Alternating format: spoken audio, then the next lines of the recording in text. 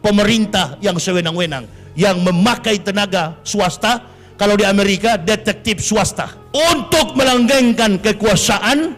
Tidak peduli cara apapun ditempuh, berapa banyak dana dikucurkan, belum lagi ditambah dengan 90,4 miliar yang diberikan kepada buser-buser jahanam. Sehingga ada profesor berdebat dengan Rocky Gerung. Allahu Akbar. Ibu bapak, saudara-saudaraku, profesor itu bukan gelar. Tapi ustadz bicara begini, ya memang bicara begini karena kebenaran. Pemerintah yang tidak adil, al-umara'u bil ju'uri, penguasa yang sewenang-wenang, dikit-dikit tangkap, dikit-dikit penjara, hanya masalah sedikit penjara.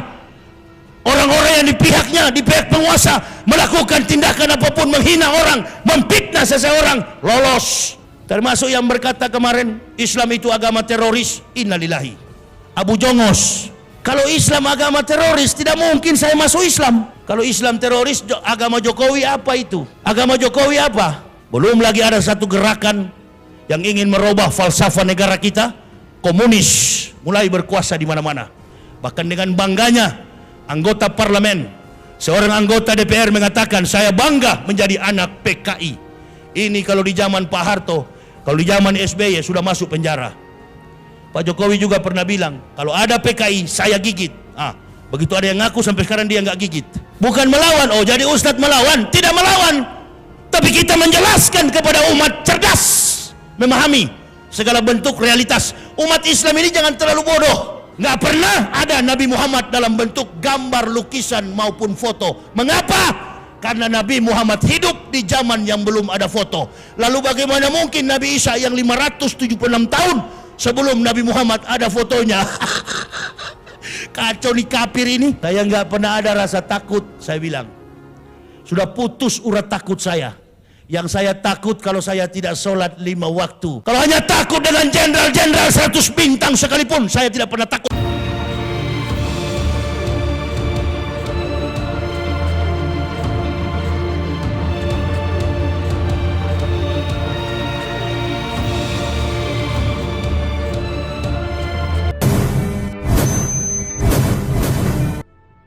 Ini munafik-munafik tahu bahwa kami ustadz-ustadz ini punya konsep melampaui dari para politikus. Allahu Akbar.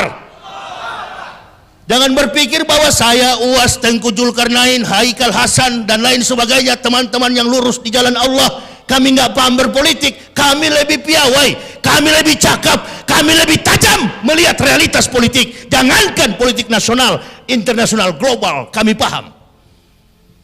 Makanya untuk menggambarkan siklus politik dalam arus kehidupan global, modernisasi, era sekularisme digambarkan dalam kehidupan rumah tangga, lebih mudah untuk memahaminya karena kita semua merasakan. Kebetulan Islam ini juga agama yang kontekstual. Apapun yang pernah, sementara dan akan terjadi, Islam sudah mencatat dalam konteks kebenaran Kitabullah Al-Quranul Karim, ditambah dengan panduan akhlak moralitas manusia yang bertutur dari mulut ucapan lisan Nabi yang kita kenal dengan hukum hadis sunnah Rasulullah. Pak Maruf adalah wakil, Pak Jokowi presiden, ibu dan bapak, bapak dan ibu. Kadangkala bapak dan ibu ini nggak sejalan, maka rumah tangga berantakan. Tadi saya dikasih tahu, Ustadz, cukup pelik juga meminta izin untuk tablik akbar. Orang demo nggak minta izin, orang demo rapat nggak pakai masker. Sudahlah, orang yang pakai masker begini kan cuma 3 persoalannya. Yang pertama, percaya kepada corona, takut kepada corona, cinta kepada corona. Itu yang pakai masker. Yang tidak pakai masker, 1, tidak disiplin. Yang kedua, beriman bahwa corona, covid itu ada. Itu yang tidak pakai masker. Dan yang ketiga, orang yang tidak pakai masker mengikuti apa yang disampaikan oleh Bapak kita Joko Widodo. Dia sampaikan begini, kita berdamai dengan corona. Makna filosofis yang terkandung dari kata berdamai begini, ibu bapak. Saya dulu adalah kafir, saya beragama Kristen, antum Muslim. Dulu kita nggak ketemu, Saya di seberang lautan di Pulau Papua, bertugas sebagai rektor di sana. Ibu bapak saudara-saudaraku tinggal di Kabupaten Riau, jauh jaraknya, nggak pernah tegur sapa, nggak pernah ketemu bersalam-salaman. Tapi begitu mendapat hidayah, kita jumpa, kita bersahabat. Sekarang kita dekat. Nah begitu, jangan takut-takut, rapat saja, dekat dengan dia. Artinya jangan takut. Ini di jalan-jalan orang nggak pakai masker, yang pakai masker takut-takut, kayak betul-betul sehat, padahal bengek. Jadi sudah ada pembelahan di masyarakat dengan masker begini. Jadi yang pakai masker ini, Allahu Akbar, dianggap dia paling sehat. Yang tidak pakai masker dianggap penyakitan. Awas. Saya nggak pakai masker ya. Begitu pemerintah umumkan lockdown, pemerintah umumkan karantina wilayah, karantina diri, karantina rumah tangga, Allahu Akbar. 3 bulan saya nggak keluar rumah karena menuruti pemerintah. Nah begini, supaya corona ini habis isunya, berhenti itu bisnis. Ini kan permainan World Health Organization, WHO, organisasi kesehatan dunia, bertarung, bersekutu dengan para mafia-mafia. Makanya ujung-ujungnya rapid test bayar. Sekali rapid test, masker setengah 100.000, nggak pakai masker 250 denda. Penyakit itu ada, flu ada, tapi gejala ada. Orang kalau kena malaria ada gejala, demam, demam, panas dingin, itu dirubah lagi strategi OTG, orang tanpa gejala. Innalillahi. Nggak usah lari bu, nggak usah lari pak, jangankan penyakit. Wa ma kana linafsin an tamuta illa biidnillah, kitab muajalah. Jangankan penyakit, mati pun antum tidak bisa menghindar. Kalau sudah waktunya, Allahu Akbar. Mau lari kemana ibu bapak? Saya pernah membaca kitab Ihya Ulumuddin. Dikisahkan bahwa Allah Subhanahu wa taala memerintahkan malaikat maut mendatangi 2 manusia. Ini supaya ibu bapak jadikan corona ini sebagai hikmah.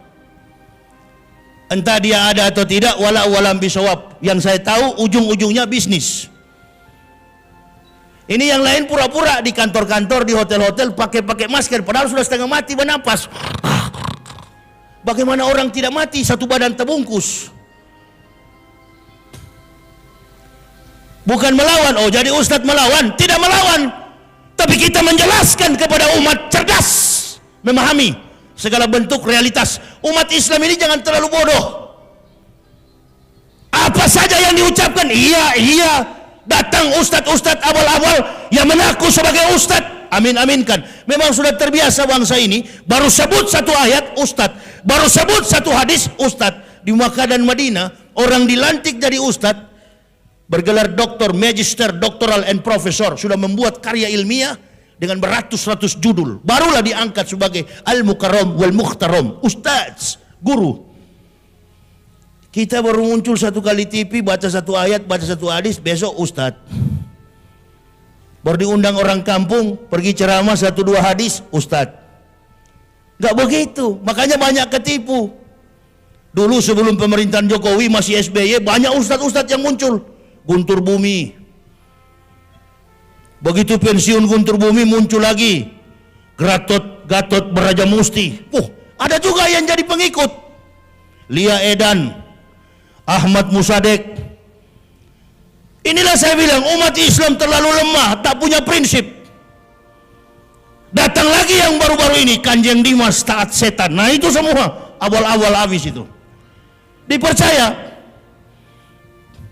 Nah jadi diperlukan sebuah komitmen dakwah yang mampu menjawab apa yang menjadi persoalan umat. Giliran kali ini adalah pandemik COVID-19. Karena ini jadi perpecahan di tengah bangsa juga. Ada yang disuruh push up, ada yang disuruh lari, ada yang disuruh sapu, ada yang disuruh bayar. Penuh saya punya HP itu, jemaah bertanya, Ustadz, bagaimana menjawabnya itu? Serahkanlah. Di setiap kepemimpinan, taktik, gaya, kemampuan seorang pemimpin tidak sama. Persoalan Presiden pertama Soekarno lain, persoalan Presiden Soeharto lain, persoalan Habibie lain, persoalan Gus Dur lain, persoalan Megawati lain, persoalan SBY lain. Ini persoalan Jokowi, hampir tiap hari ada persoalan. Amin ya Rabbal. Hampir tiap hari ada persoalan. Pak Jokowi dan Pak Maruf ini nggak tahu apa-apa. Di samping kiri kanan mereka ini banyak bajingan-bajingan. Ya, kemarin kan lagi pandemi. Saya kalau dibilang Ustadz, ini antum menantang, saya tidak menantang. Pak Wapres ditanya komentator televisi, ada bikin apa Pak? Oh kami lagi konser. Pak Maruf Amin bikin konser. Ditanya oleh komentator dalam rangka apa Pak? Untuk mencari dana corona. Padahal nggak boleh rapat. Nah ini nggak disiplin. Maksud saya begini, pemerintah Kabupaten Indragiri Hulu, pemerintah Provinsi Riau, seluruh provinsi di Indonesia, bahkan pemerintah pusat, jangan ada aktivitas. Karena reaksi daripada bias pandemik ini, rupa-rupanya 14 hari, kata mereka. Kata ahli kedokteran, ahli paru-paru, medical system. Dalam sistem medikal, sistem inkubasi, sistem diagnosa, penentuan atas penyakit seseorang. Katanya, wabah ini, virus ini, 14 hari baru dia akan pergi. Nah kalau 14 hari, Presiden diam di rumah 14 hari, menteri-menterinya diam di rumah, semua pemerintah diam di rumah, masyarakat jangan ada di luar. 14 hari, 14 malam, disiplinkan diri. Tapi ini dia bikin 14 hari dia sibuk kesana kemari. Tentara polisi mondar-mandir. Duduk dalam rumah, disiplinkan. Bilang sama diri pribadi, hei diam di rumah. Saya alhamdulillah 3 bulan tidak pernah keluar setelah pemerintah mengumumkan karantina wilayah. Karantina rumah tangga. Work from home. Kerja dari rumah. Jamaah bertanya sama saya, Ustadz kenapa nggak muncul ceramah lagi? Oh nggak boleh. Ada physical distance and social distancing. Ada pembatasan sosial, ada pembatasan fisik. Karena memang dia tidak boleh bersentuhan. Saya terus menganalisa, Allahu Akbar. Semua ragam penyakit, semua jenis penyakit selalu mempunyai dampak awal sebelum ada diagnosa. Ya memang jangankan nantilah selesai virus corona ini, tetap jangan berdekatan dengan orang TBC kalau sholat berjamaah. Sekali dia droplet, karena dokter mengatakan droplet itulah yang menyemburkan virus, sehingga yang berlawanan bicara dengan kita akan menghirup, akan teracuni. Nah, kita masyarakat meminta kepada pemerintah, tolong berikan testimoni, berikan kesaksian, siapa orang yang pernah mengidap virus COVID-19, siapa yang pernah sembuh dari corona, kami masyarakat ingin dengar di depan publik. Bagaimana dia rasakan. Sampai hari ini nggak ada kawan.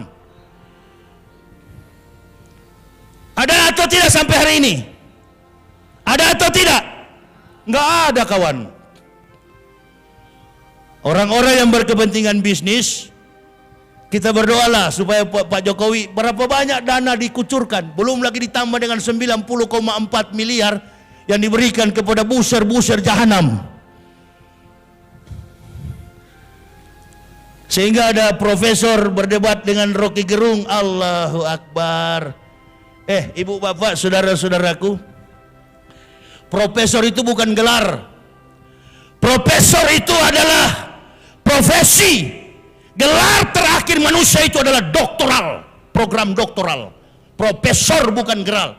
Maka kalau ada orang mengatakan saya profesor, saya doktor, dia bukan profesor, dia bukanlah doktor. Secara akademik, secara sistem dalam sebuah kurikulum, barangkali dia boleh juga, tapi belum tentu lobus parietal, lapisan otak besarnya, gri meternya, zat hijau abu-abu yang ada di otaknya besar seperti pengakuan dirinya.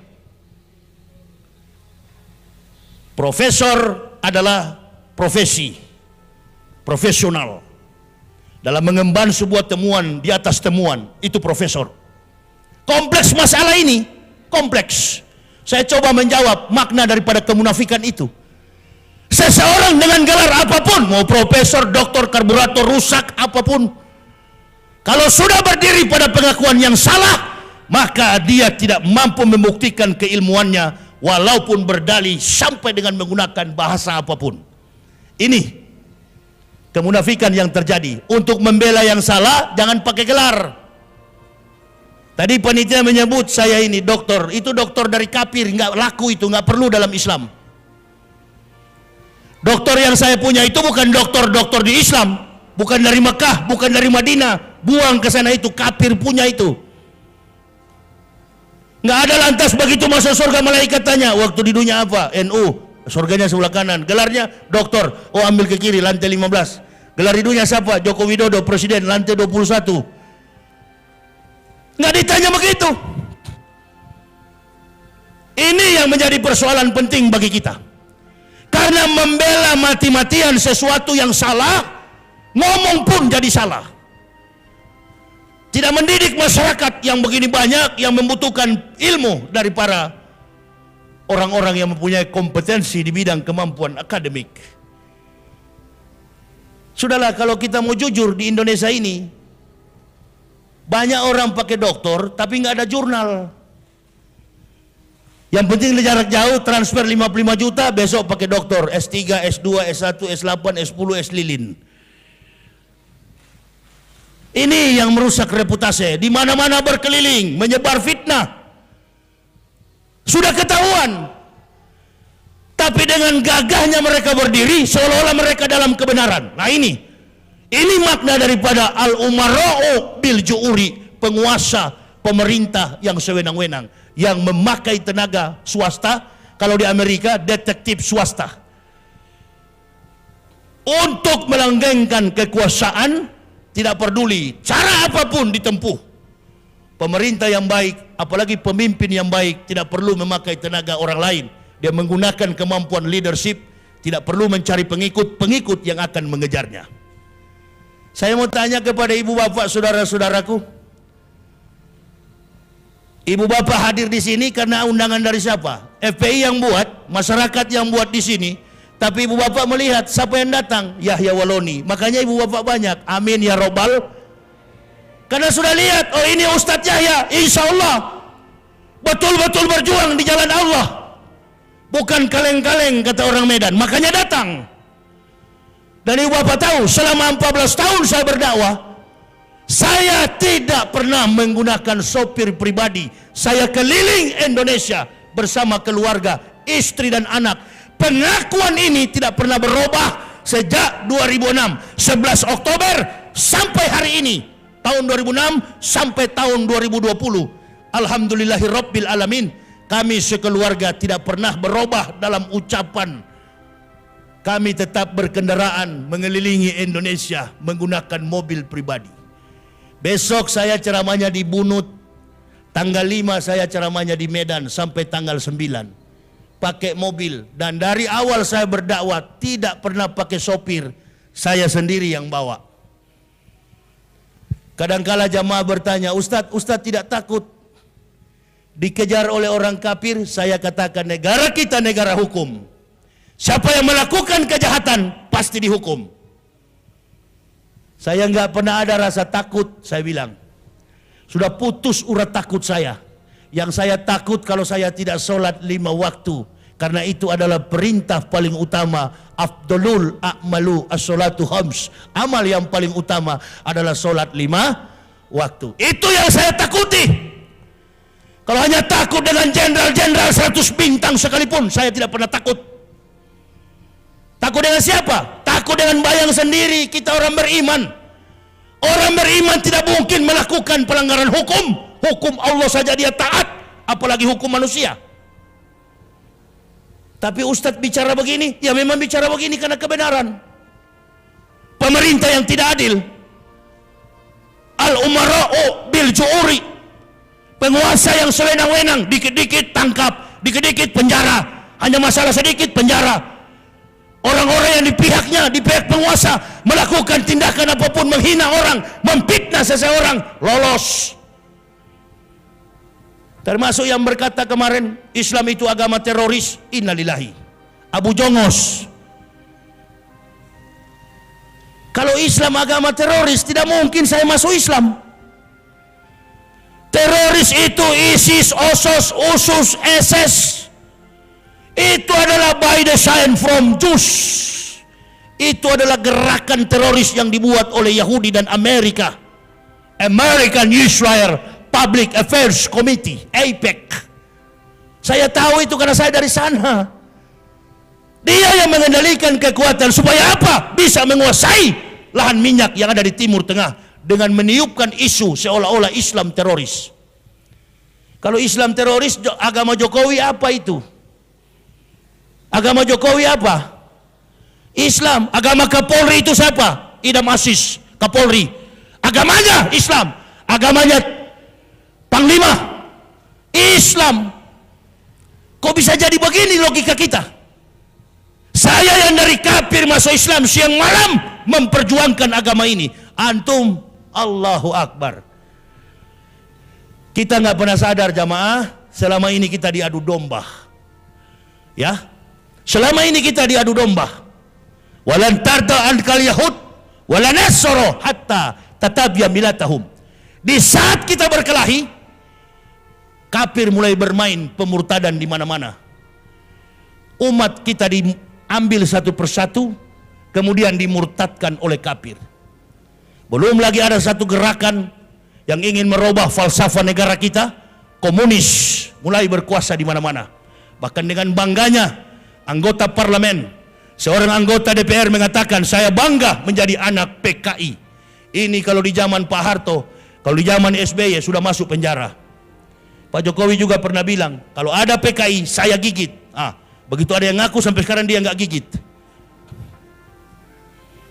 Ini saya katakan al-ummara'u bil ju'uri. Kacaunya ukhuwah Islamiyah yang kedua, wal arabu bitasubi. Orang Badui yang fanatis suku.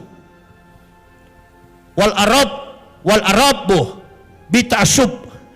Orang Badui yang fanatis suku. Saya senang jadi orang Islam. Kenapa?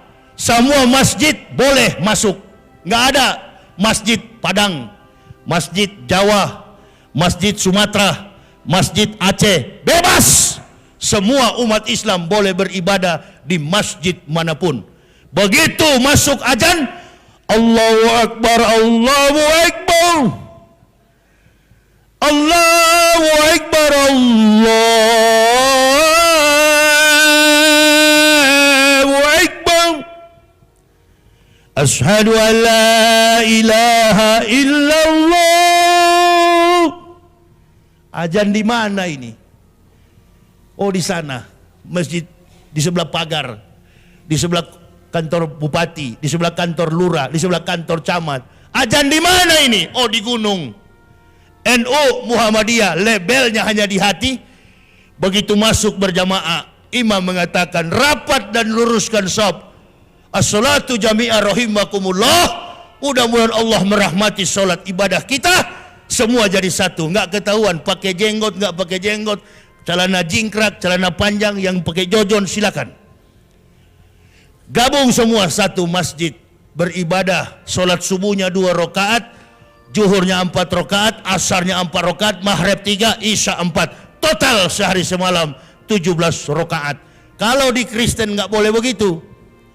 Katolik ibadahnya sendiri, Protestan nggak boleh ke Katolik. Katolik tidak boleh ke Protestan. Protestan tidak boleh ke Pantekosta. Pantekosta tidak boleh ke Betel. Betel tidak boleh ke Gergaji. Gergaji tidak boleh ke Palu. Coba tanya orang Kristen kalau boleh. Nggak boleh, karena tata cara ibadahnya, kitabnya pun beda. Sesama Kristen kitabnya beda. Kami sebagai orang yang berpengalaman, waktu saya pendeta dulu, saya berdiri di mimbar gereja dan saya pidato, dengarlah firman Tuhan. Berpuluh-puluh tahun saya berpikir ini bukan firman Tuhan, firman saya dan teman-teman, palsu semua, ini dokumennya. Ada angkanya tapi tidak ada ayatnya. Saya katakan nabinya tidak sempat menulis lagi malaria tropika. Ini ada angkanya tapi tidak ada ayatnya. Firman Tuhan bagaimana? Firman saya dan teman-teman yang bikin ini. Ibu bapak juga sudah salah selama ini menyebutnya Injil. Injil adalah firman yang Allah berikan kepada Nabi Isa alaihissalam. Qul amana billahi wa ma unsila ila Ibrahima wa Ismaila wa Ishaqa wa Yakub wal asbati wa ma utiya Musa wa Isa wa ma utiya nabiyun min rabbihim la nufariqu baina ahadin minhum wa nahnu lahu muslimun. Yang artinya dalam Al-Baqarah Allah jelaskan, kul amanu billah, kami beriman. Katakan, kul amanu billah, katakan kami beriman kepada Allah. Amantu billahi wa ma unsila ila Ibrahima, dan apa yang Allah turunkan kepada Ibrahim, wa Ismailah, dan kepada Ismail, wa Ishaq, dan kepada Ishak, wa Yakub, dan kepada Yakub, wal asbati, dan 12 keturunan Yakub, bangsa biadab, Bani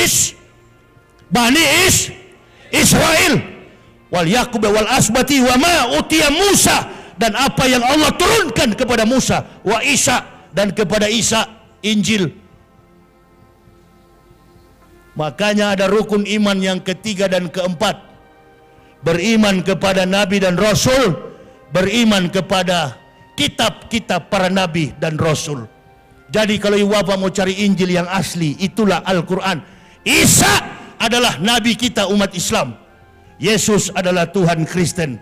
Isa bukan Yesus, Yesus bukan Isa. Lakum dinukum waliyadin. Isa tidak bisa divisualisasikan. Ibu bapak saudaraku, pernah hadir maulud Nabi? Pernah hadir maulud Nabi? Adakah Nabi Muhammad fotonya dibikin begini? Adakah fotonya dibuat begini seperti Habib dan saya? Seperti panitia? Ada atau tidak? Nggak pernah ada Nabi Muhammad dalam bentuk gambar, lukisan maupun foto. Mengapa? Karena Nabi Muhammad hidup di zaman yang belum ada foto. Lalu bagaimana mungkin Nabi Isa yang 576 tahun sebelum Nabi Muhammad ada fotonya? Kacau nih kafir ini. Bule dari mana jadi Tuhan?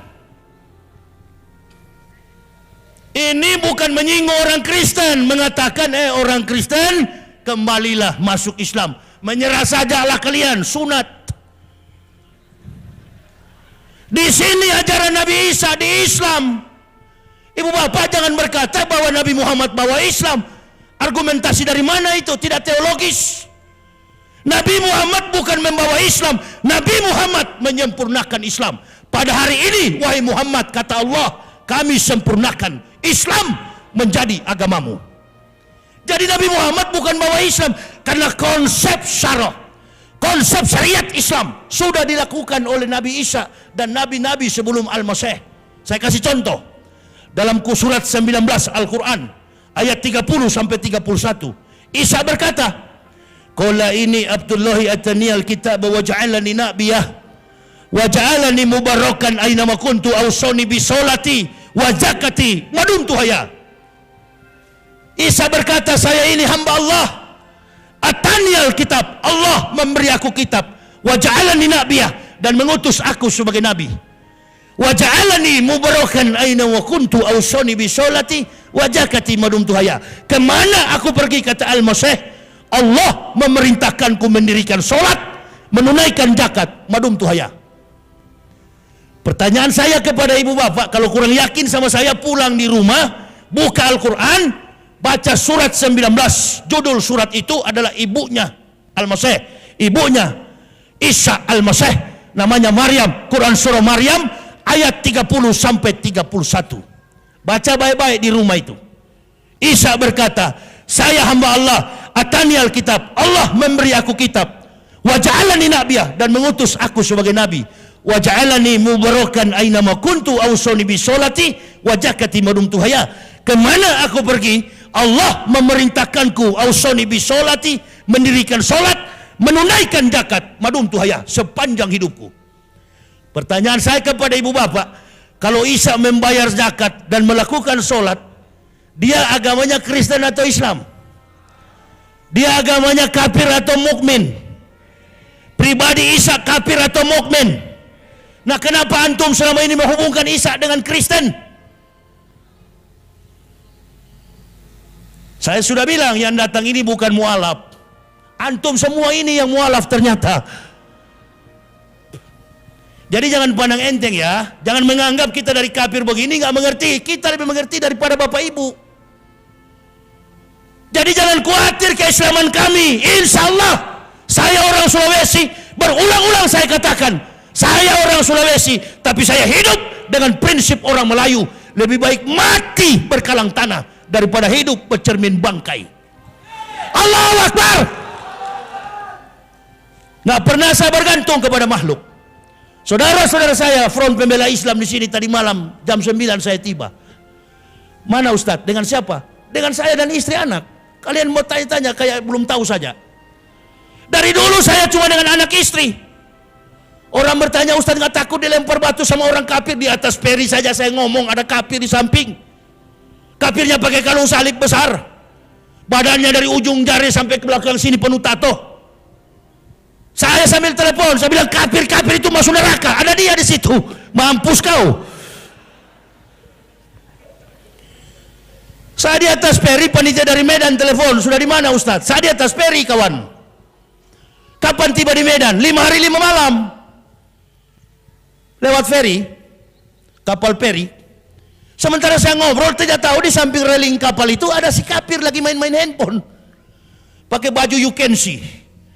Baju singlet yang satu tali itu. Mulai dari jari sampai tulang belakang sini penuh tato.